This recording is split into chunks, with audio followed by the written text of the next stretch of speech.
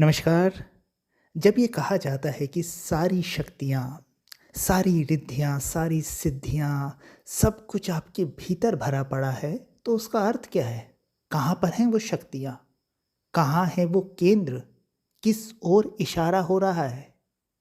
ये इशारा होता है आत्मा की तरफ, आपकी तरफ।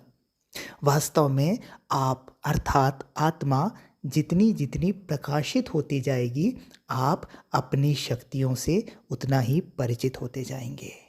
अभी वो ढकी है विचारों में, कुसंस्कारों में, कषाय कल्मषों में, अशुद्धियों में, बुराइयों में। इसलिए उसके प्रकाश का, इसलिए उसकी शक्ति का आपको पता नहीं चल रहा है। जिस दिन उसके ऊपर लगे ये आवरण, ये गंदगी, ये जो पूरा लेयर है, ये निकल जाएगी। उस दिन आप जान जाएँगे कि सारी शक्तियाँ, सारी रिद्धि-सिद्धि जो भी कहा गया है, जो भी चमत्कार कहा गया है, वो तो आपके भीतर, आपकी आत्मा में मौजूद है। जो सारी संभावनाएँ परमात्मा में हैं, वो सारी संभावनाएँ आत्मा में हैं। परमात्मा और आत्मा भिन्न थोड़ी है, एक ही है। द्वैत है ही नहीं, सब कुछ अद्वैत है। विभाजन तो केवल मन के तल पे हो जाता है, अहंकार के तल पे हो जाता है।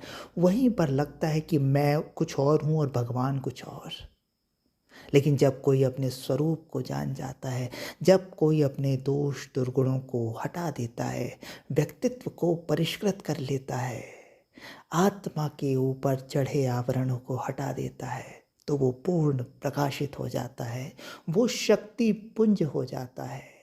फिर वो किसी के आगे हाथ नहीं फैलाता, क्योंकि वो सम्राट हो जाता है, शहंशाह हो जाता है, राजा हो जाता है, भगवान हो जाता है।